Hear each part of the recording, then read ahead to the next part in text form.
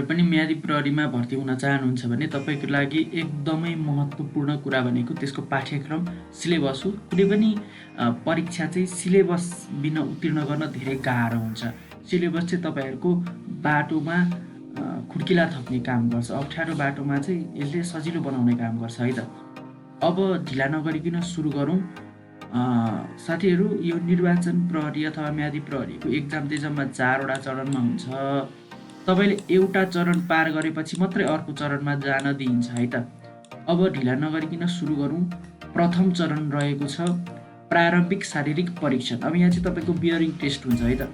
यो bearing test चाहिँ अरू बेला नेपाली सेनामा अथवा प्रहरीमा लिएको जस्तो एकदमै हार्ड चाहिँ हुँदैन, सामान्य खालको बियरिङ टेस्ट हुन्छ। अब उचाइ, पुरुषको तौलमा उचाइ 5 फिट हुनुपर्छ। अब न्यूनतम है साथीहरू, यो पुरुषको न्यूनतम उचाइ भनेको 5 फिट हुनु पर्यो। अब त्यस्तै महिलाको न्यूनतम उचाइ 4 फिट 10 इन्च हुन्छ। अब तौल, पुरुषको कम्तीमा तौल 50 केजी हुनु पर्यो, महिलाको कम्तीमा तौल 42 केजी हुनु पर्यो। अब छाती, पुरुषको हकमा छाती नफुलाउँदा कम्तीमा न्यूनतम 31 इन्च हुनु पर्यो, फुलाउँदा कम्तीमा 33 इन्च हुनु पर्यो अथवा त्योभन्दा बढी हुनु पर्यो है त। कम्तीमा 2 इन्च फुलाउनु पर्ने, कम्तीमा 2 इन्च फुलाउनु पर्छ है त छाती तपाईँले फुलाउँदाखेरि। न्यूनतम 31 भइहाल्छ नफुलाउँदाखेरि। फुलाएपछि कम्तीमा पनि 2 इन्च चाहिँ फुलाउनु पर्ने हुन्छ। साधारण बियरिङ दुरुस्त भएको छ यहाँनिर। त्यस्तै गरी छ सामान्य स्वास्थ्य परीक्षण हुन्छ यसमा। अब तपाईँले यो प्रथम चरणको परीक्षा पास गर्नुभयो, तपाईँको बियरिङ चाहिँ पास भयो भने तपाईँलाई दोस्रो चरणमा लानेछ। यहाँ के लेखेछ भन्दाखेरि प्रथम चरणको प्रारम्भिक शारीरिक परीक्षणबाट छनौट भएका उम्मेदवारलाई मात्र द्वितीय चरणको शारीरिक सहिष्णुता परीक्षामा सम्मिलित गराइनेछ। अब यहाँ हेर्नुहोस्, अब दोस्रो चरणमा रहेको छ। अब के गर्नुपर्छ त, सहिष्णुता के टेस्ट हुन्छ यहाँ हेरौँ है त। यता विवरण छ, पुरुषको हकमा कति, महिलाको हकमा कति, यता कैफियत पनि छ। ल, सिटअप, पुरुषको हकमा सिटअप कति पटक? 10 पटक, महिलाको हकमा कम्तीमा 5 पटक। अब पुसअप, पुरुषको हकमा कम्तीमा 10 पटक, महिलाको हकमा कम्तीमा 5 पटक। त्यस्तै 1600 मिटर दौड चाहिँ पुरुषले कम्तीमा 10 मिनटमा पुरा गर्नुपर्छ, महिलाले चाहिँ 10 मिनटमा चाहिँ 1600 मिटर दूरी पार गरिसक्नुपर्छ। अब यहाँनिर रहेको छ प्रत्येक 30 वर्षभन्दा माथिको 5-5 वर्ष उमेर समूहकालाई थप 2 मिनट दिनेछ भनेको छ। यो चाहिँ 30 वर्षभन्दा 5-5 वर्ष माथिका समूहका व्यक्तिलाई चाहिँ 2 मिनट एक्स्ट्रा दिन्छ भनेको हो। अब त्यस पछाडि तपाईँ यसमा पनि पास हुनुभयो, द्वितीय चरणमा पनि पास हुनुभयो। अब तृतीय चरणमा चाहिँ तपाईँलाई जान दिइन्छ। यदि तपाईँ पहिलो चरणमा फ्यालिनुभयो भने तपाईँलाई अगाडिको चरणहरूमा परीक्षामा सम्मिलित गरिँदैन। दोस्रो चरणमा आएर पनि तपाईँ पहिलो चरण पास गर्नुभयो, दोस्रो चरणमा फालिनुभयो भने तेस्रो चरणमा तपाईँले सम्मिलित गराइँदैन। एकपछि अर्को चरणहरू चाहिँ तपाईँले पार गर्दै जानुपर्ने हुन्छ। अब यहाँ तृतीय चरणमा रहेको छ लिखित परीक्षा। यहाँ चाहिँ तपाईँहरूको एकदम लिखित परीक्षा हुन्छ है त साथीहरू। अहिले चाहिँ यो MCQ मल्टिपल चोइस क्वेसन भन्ने आएको हुन्छ, जुन चाहिँ तपाईँले OMR मा दिनुपर्ने हुन्छ। पहिला चाहिँ टिक लाउने प्रविधि थियो, अहिले चाहिँ OMR मा गोलो गोलो टिक लाउनु पर्ने हुन्छ है त। त्यहाँ गएपछि तपाईँहरूले सबै जानिहाल्नुहुन्छ। ल, लिखित परीक्षामा कुल 100 पूर्णाङ्कका लागि 50वटा MCQ मल्टिपल चोइस क्वेसन वस्तुगत प्रश्नहरू सोधिनेछ।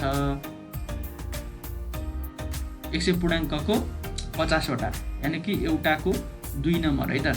अब लिखित परीक्षामा नेपालको संविधान, नेपालको इतिहास, नेपालको भूगोल, राजनीतिक प्रशासनिक विभाजन, निर्वाचन सम्बन्धी सामान्य जानकारी, समसामयिक राष्ट्रिय घटनाहरू आदिबाट चाहिँ प्रश्न सोधिन्छन्।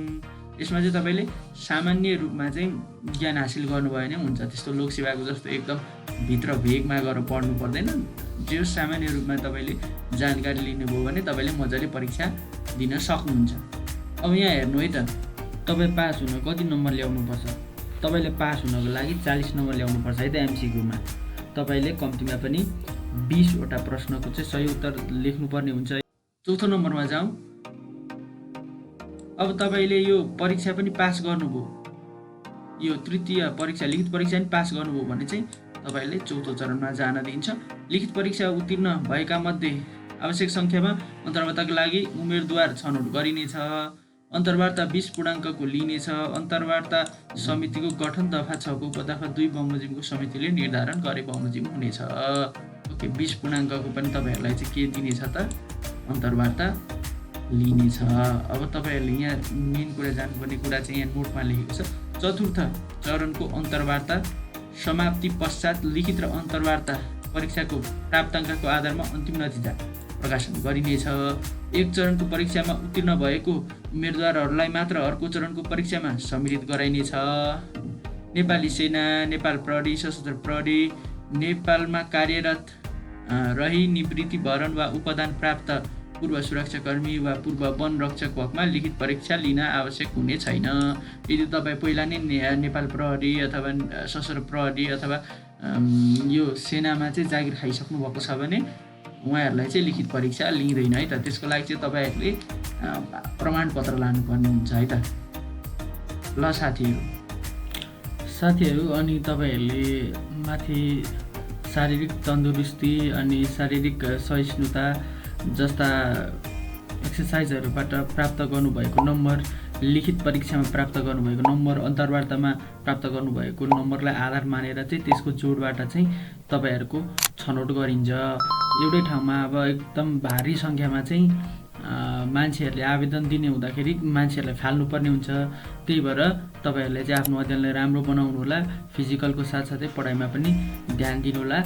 जति धेरै नम्बर ल्याउनु भयो त्यति धेरै तपाईँको हाई चान्सेस हुन्छ है त छनौटमा पर्ने। यही हो त, सामान्य हो, त्यतिकै भइहाल्छ, केही गर्नै पर्दैन भन्नुभयो भने तपाईँ फ्यालिनुहुन्छ। किनकि 50 जनाको डिमान्ड भएको छ, 300-400 जनाले चाहिँ आवेदन दिन्छन्। अब अरू बाँकी मान्छे त फ्याल्नु पर्यो। के को आधारमा फ्याल्ने भन्दाखेरि त आफूले प्राप्त गरेको प्राप्ताङ्कको आधारमा। यदि तपाईँहरूलाई यो भिडियो मन पर्यो भने लाइक, सब्सक्राइब र सेयर गर्नुहोला। म्यादी प्रहरीमा, निर्वाचन प्रहरीमा जागिर खाने नयाँ चाहिँ को हुनुहुन्छ उहाँहरूले पनि आइएम न्यू भनेर कमेन्ट गर्नुहोला। त्यस्तै पुरुष साथीहरूले चाहिँ आफूले कति पटक पुसअप हान्न सक्छु त्यो पनि कमेन्ट बक्समा छोड्नु होला है त। आफ्नो तयारीलाई बेस्ट बनाउनुहोस्, अवश्य पनि तपाईँको सेलेक्सन हुन्छ।